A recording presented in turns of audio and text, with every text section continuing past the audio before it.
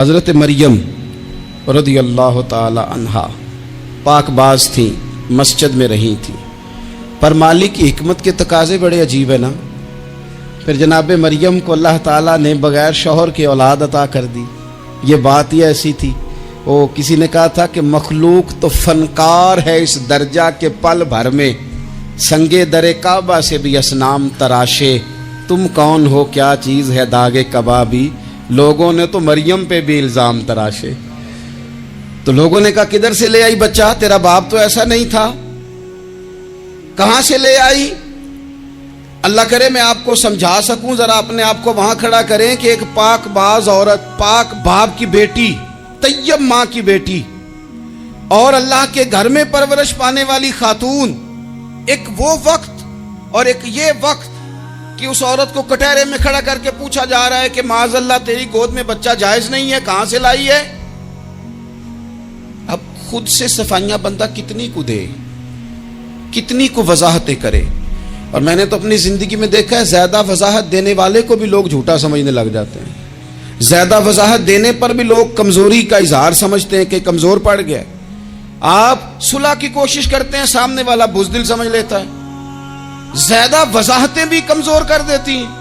اب حضرت مریم کو کٹہرے میں کھڑا کر کے کہا بچہ کس کا ہے؟ تو پھر خدا بندوبست جب کرے، اللہ جب مددگار ہو، تو پھر حضرت مریم کی گواہی درختوں سے نہیں دلوائی، اس نے پتوں سے نہیں دلوائی، پھر فرشتے نہیں بھیجے۔ حضرت مریم کہنے لگی مجھ سے نہ پوچھو، وہ جو پنگوڑے میں ہے اسی سے پوچھ لو، ان سے پوچھو نا، وہ کون ہے پوچھ لو، ان سے کر لو سوال۔ انہوں نے کہا پنگوڑے میں چند دنوں کا بچہ یہ جواب دے گا؟ مددگار تھا رب، ان کی برات کا اعلان کرنا تھا مالک نے، اور جب مالک اعلان کر دے، جب مالک تیری صفائی دینا چاہے، جب مالک تجھے دنیا کے سامنے نکھارنا چاہے، تو پنگوڑے میں لیٹے حضرت عیسیٰ بول کے کہنے لگے انی عبداللہ آتانی الکتاب، فرمایا میں اللہ کا بندہ ہوں، رب نے مجھے کتاب عطا کر کے نبی بنا کے دنیا میں بھیجا ہے، میں اللہ کا بندہ ہوں، کتاب لے کے آیا ہوں، نبی بن کے آیا ہوں۔ پھر پنگوڑے سے اعلان ہو گیا، پھر بچہ بول پڑا۔ اور یہ ایک دفعہ نہیں بات ہوئی، یہ بنی اسرائیل میں ایک جریج نام کے شخص بھی تھے جو نماز پڑھ رہے تھے، بعض نے لکھا ہے نفل نماز تھی، اماں نے پکارا تو آئے نہیں، تو ماں کے منہ سے نکل گیا تو اتنی دیر تک مرے گا نہیں جب تک کسی بے حیا عورت کا منہ نہ دیکھ لے۔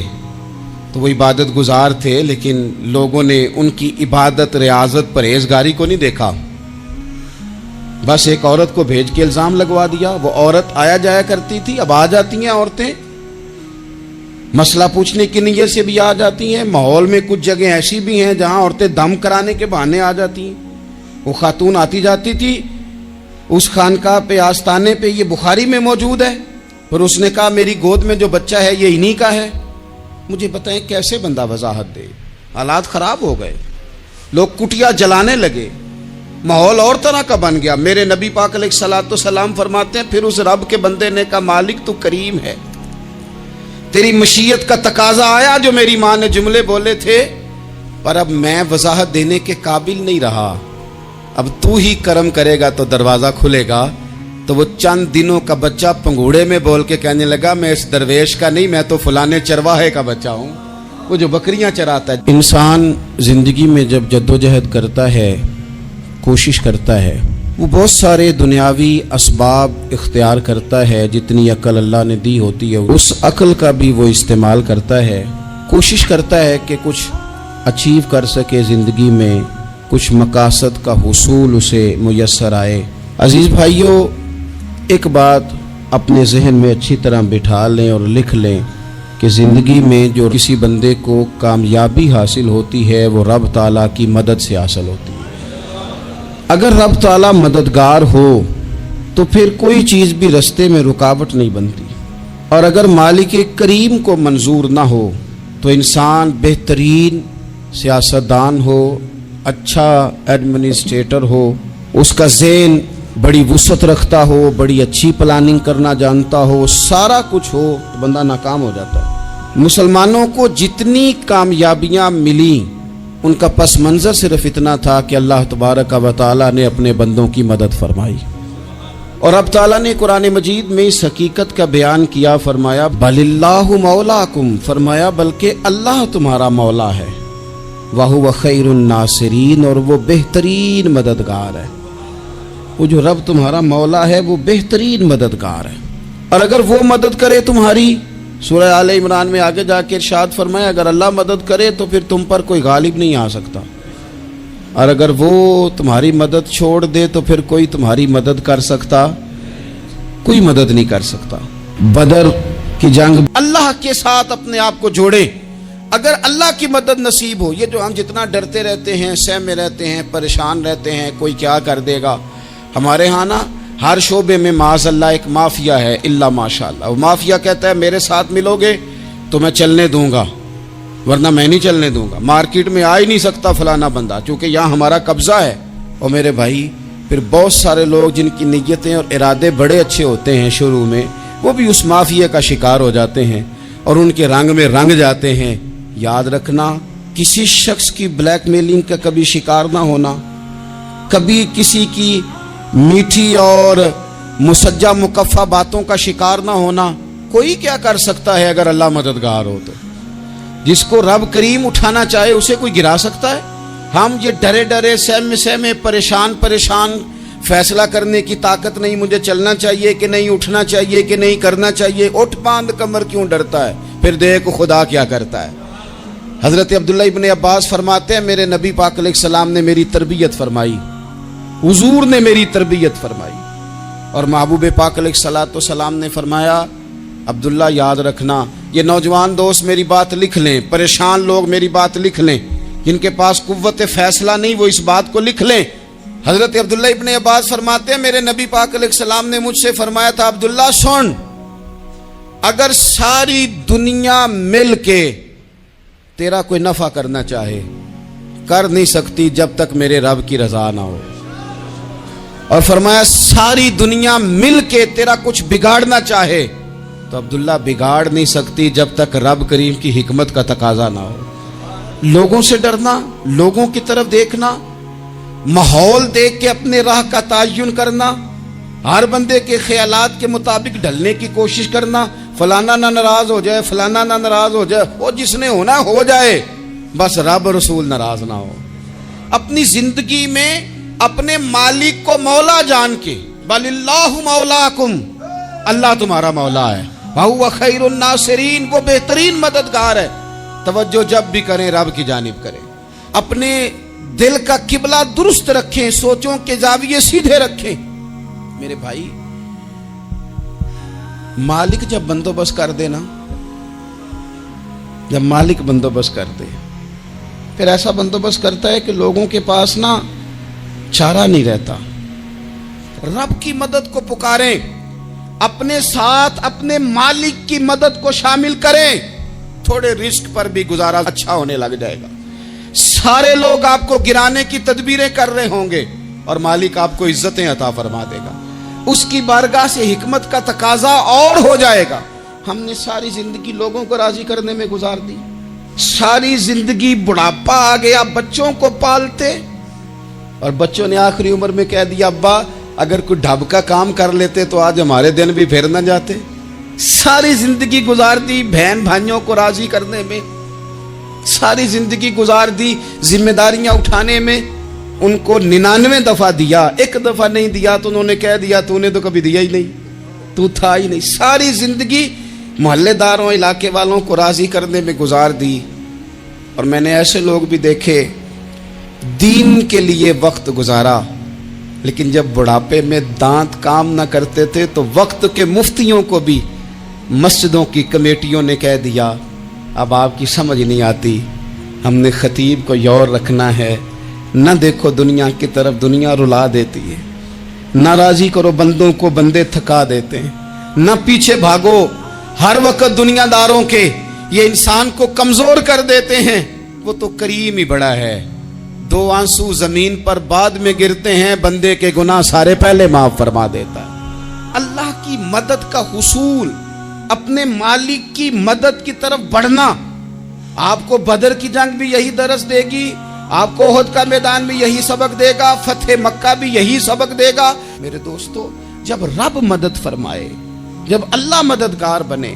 دوستوں سے ایک بات اکثر کرتا ہوں, میں کہتا ہوں کہ جتنے درد سے آپ امیر کو اپنی کہانی سناتے ہیں نا, اور جس طرح آپ کے آنسو بات کرنے سے پہلے گر جاتے ہیں کہ غریب ہیں, بچیاں ہیں, کاروبار نہیں, او میرے سنگیو, اس سے آدھے آنسو اپنے رب کی بارگاہ میں بکھیرو, اس کے حضور عرض گزار ہو جاؤ, اس سے طلب کرو.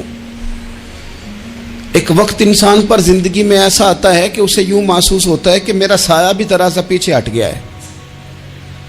اسے یوں لگتا ہے کہ میں کسی سہارے پہ ہاتھ ڈالتا ہوں تو وہ بھاگ جاتا ہے مجھ سے. لیکن مالک کی بارگاہ ایسی عظیم بارگاہ ہے, رب رسول کے آستانے اتنے بڑے ہیں کہ آپ جب وہاں کشکول طلب دراز کرتے ہیں تو جھولی پھیلانے میں دیر لگتی ہے, ان کو بھرنے میں تو کوئی دیر نہیں لگتی. ہم نے اپنا سوچ کا قبلہ ہی دنیا کو بنا لیا ہے. یہ جو اللہ والوں کی مدد ہے یہ تو اللہ ہی کی مدد ہے, لیکن یہ جو سیٹھوں کی طرف توجہ کرنا, نوابوں کی طرف توجہ کرنا, دنیا داروں کی طرف توجہ کرنا, اور اپنا مزاج اس طرح کا بنا لینا, یارو گردن کو جھکا دیتا ہے خیرات کا پتھر, جہاں میں مانگنے والوں کے سر کبھی اونچے نہیں ہوتے. اور اقبال کہتے ہیں غیرت ہے بڑی چیز جہانے تگ و دو میں, پہناتی ہے یہ فقر کو تاج سردارا.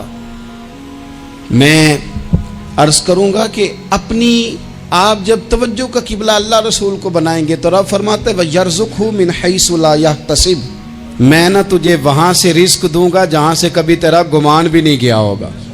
یہاں سے بھی مل سکتا ہے, تو نے سوچا بھی نہیں ہوگا. بخاری شریف میں حدیث ہے, حضرت جابر ابن عبداللہ فرماتے ہیں نبی پاک صلی اللہ علیہ وسلم نے 300 لوگوں کا ایک لشکر روانہ کیا کسی مہم کے لیے, کسی جہاد کے لیے. حضرت ابو عبیدہ بن جراح رضی اللہ تعالیٰ عنہ امیر لشکر تھے. فرماتے غربت اتنی زیادہ تھی, بھوک اتنی زیادہ تھی کہ ایک ایک کھجور دن میں ایک وقت کھانے کو ملتی تھی, اور کچھ دن ایسے آئے کہ اب کھجور بھی نہیں مل رہی. فرماتے اتنی زیادہ بھوک لگی مجاہدین کو 300 بندہ پتے کھا کے گزارا ہونے لگ گیا. یہ بخاری میں موجود ہے. آپ فرماتے ہیں کہ دریا کے کنارے ہمارا پڑاؤ تھا, ٹھہراؤ تھا. جب بھوک سے نڈھال ہو گئے نا, وَيَرْزُقْهُ مِنْ حَيْثُ لَا يَحْتَسِبُ, اللہ وہاں سے روزی دیتا ہے, گمان بھی نہیں ہوتا.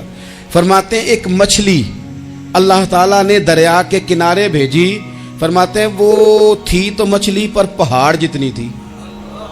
بخاری میں لفظ ہیں, حضرت جابر ابن عبداللہ رضی اللہ تعالیٰ عنہ فرماتے ہیں 300 آدمی 18 دن تک اس مچھلی کو کھاتے رہے, مچھلی ختم ہی نہیں ہوئی. مچھلیاں نہیں, مچھلی. کہتے ہیں 18 دن 300 بندہ کھاتا رہا, مچھلی ختم ہی نہیں ہوئی. اور فرماتے ہیں کہ اس کی ہڈی نکال کے, کانٹا کہیں گے آپ اپنی زبان میں, کہتے ہیں وہ نکال کے نا تو اس کو کھڑا کیا نا جب, تو اونٹ کجاوے سمیت اس کے بیچ سے گزر جاتا تھا. 2 اس کے کانٹے جوڑے. فرماتے ہیں وہ اس کا گوشت ہم کھاتے تھے اور اس کی چربی بطور تیل کے ہم جسموں پہ ملتے تھے, بیماروں کو اس سے سکون آتا تھا, تندرستی شفا ہوتی تھی. فرماتے ہیں ہم کھایا بھی ہم نے, اور کچھ لے کے ہم مدینے بھی گئے, اور قربان جائیں نبی پاک نے بھی اس میں سے کھایا. ہم نے عرض کی حضور یہ معمہ کیا ہے, یہ ماجرا کیا ہے؟ تو محبوب نے فرمایا تمہارے پاس غذا نہیں تھی, رب نے تمہارے لیے بندوبست کیا ہے, اللہ نے تمہیں دیا ہے. مکان شروع کر لیا, ایک صاحب نے وہ مکان بنانے لگے. آپ وہ حساب لگا رہے ہیں, کہتے ہیں میرے پاس اتنے پیسے ہیں, اتنے میں نے فلانے دوست سے کہنا ہے اس نے دے دینے, اتنے فلانے رشتہ دار سے کہنا ہے اس نے دے دینے, اتنے فلانے سے کہنا ہے اس نے دے دینے. یہ ساری کاپی بنا کے مکان شروع کر لیا.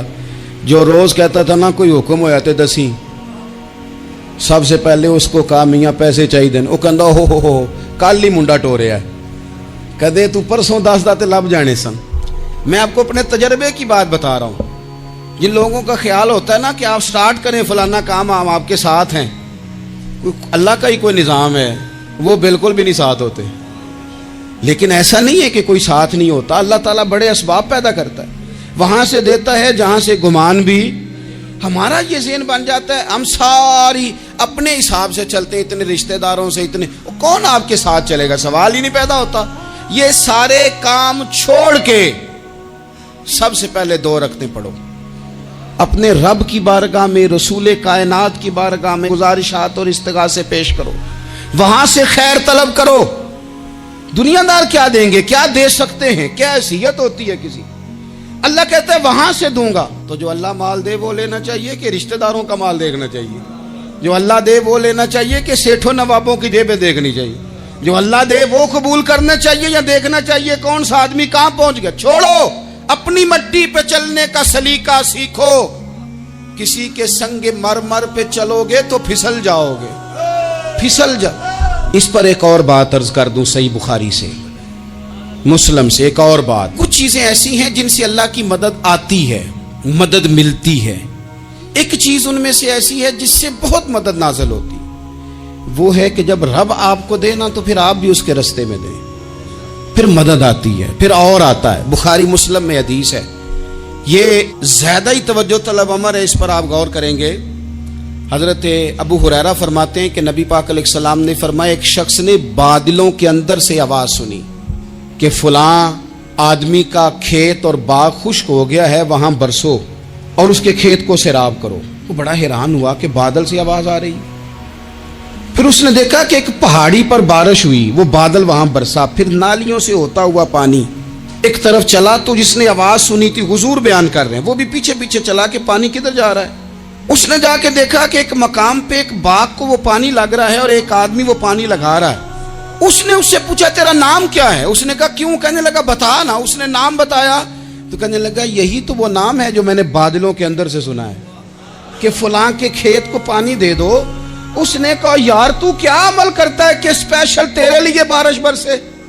یہ بخاری پڑھ رہا ہوں، سیاستہ سے حدیث عرض کر رہا ہوں۔ اس سے پوچھا تو کیا کام کرتا ہے کہ جناب اللہ تبارک و تعالیٰ کا حکم کرم آیا کہ خاص تیرے لیے پانی برسے اور تیرے کھیت کو سیراب کرے؟ تو اس نے کہا چھوٹا ذمہ دار ہوں، پر جب فصل اگتی ہے تو 3 حصے کرتا ہوں، ایک حصہ اپنے بال بچوں پہ، بہن بھائیوں پہ خرچ کرتا ہوں، ایک حصہ پورا، اور ایک حصہ دوبارہ کاشتکاری پہ لگاتا ہوں، اور تیسرا حصہ خالص میں نے مسکینوں، یتیموں اور غریبوں کے لیے رکھا ہوا ہے۔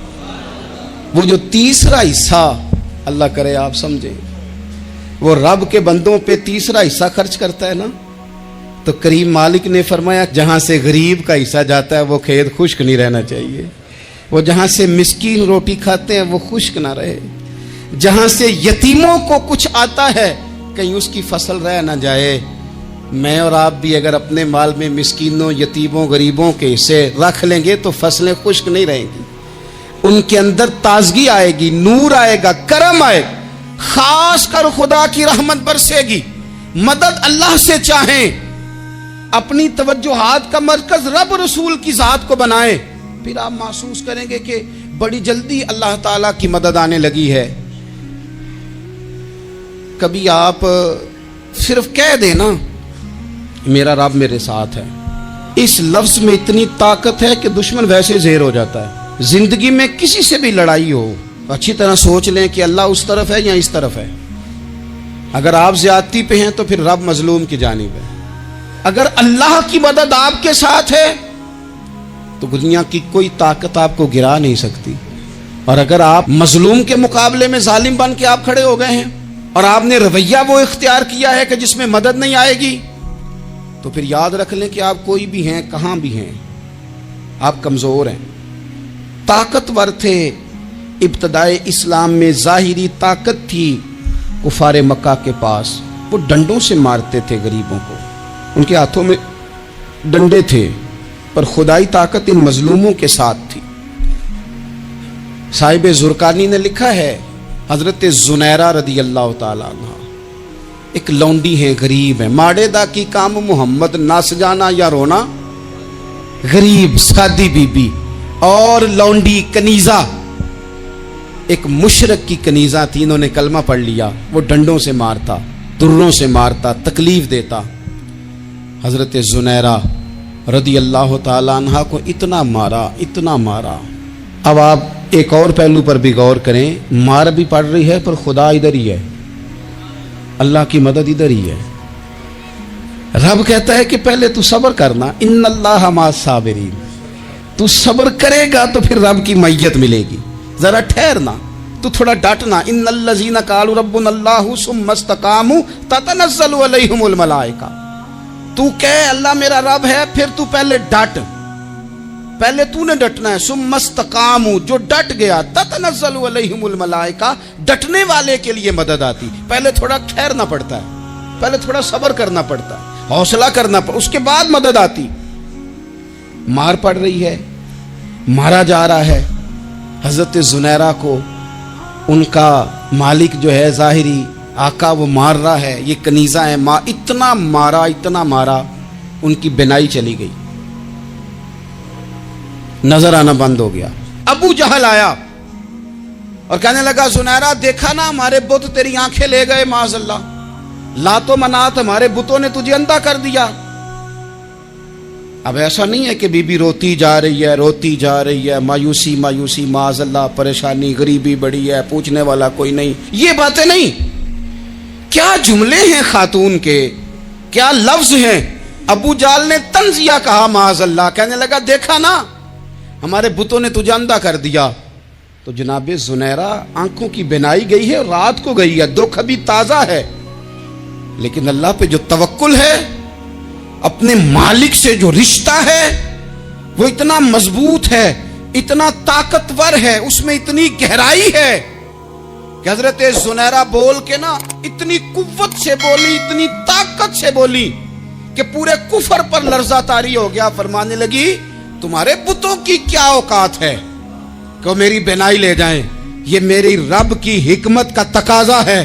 جب تک اس نے چاہا زنیرہ دیکھتی رہی، اور جب اس نے چاہا زنیرہ کی آنکھوں کی بینائی چلی گئی، اور اگر وہ چاہے گا نا تو بینائی واپس بھی کر دے گا۔ اگر ہو ذوق یقین پیدا تو کٹ جاتی ہیں زنجیریں، اگر وہ چاہے گا تو بینائی آ بھی جائے گی۔ حضرت زنیرہ نے رات کو یہ لفظ کہے، ابو جہل اور سارے کفار ڈر کے سن کے چلے گئے، آپ اطمینان سے آ کے بستر پہ سوئی۔ جب سویرے اٹھی تو اللہ نے آنکھوں کی روشنی واپس کر دی تھی، آنکھوں کی۔ اب چھڑی پکڑی ہے، بازاروں میں گھومتی ہے، کہتی ہیں بلاؤ کدھر ہے تمہارے لات و منات، دیکھو میرے رب نے روشنی واپس کر دی۔ آ کر میرے ساتھ ادھر آ، ستمگر ہنر آزمائیں، تو تیر آزما ہم جگر آزمائیں۔ بیمار لوگوں یاد رکھو، کہہ دیا ڈاکٹر نے کہ تو بڑا بیمار ہے، تو بڑا کمزور ہے، یہ ہو گیا وہ ہو گیا، تو ڈاکٹر اپنے علم کے مطابق بات کر رہا ہے، ہوگا تو وہ جو میرا رب چاہے گا۔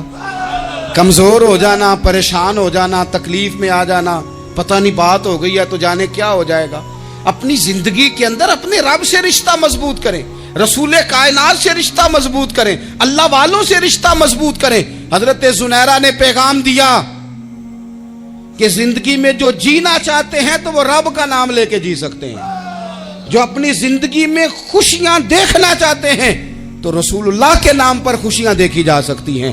توکل کی بنیاد پر بندہ خوشیاں لے سکتا ہے، اور اگر انسان میں توکل نہیں ہے تو پھر وہ اس کالے جادو سے بھی ڈر رہا ہے، وہ نیلے سے بھی ڈر رہا ہے، وہ پیلے سے بھی ڈر رہا ہے، وہ فلانے سے بھی ڈر رہا ہے، وہ میرے خلاف فلانا رشتہ دار سازش کر رہا ہے تو ڈر رہا ہے، فلانا میرے بارے میں یہ کر رہا ہے تو ڈر رہا ہے، وہ پتہ نہیں دنیا ادھر ہو جائے گی تو کیا ہو جائے گا، اٹھ باندھ کمر کیوں ڈرتا ہے، پھر دیکھ خدا کیا کرتا ہے۔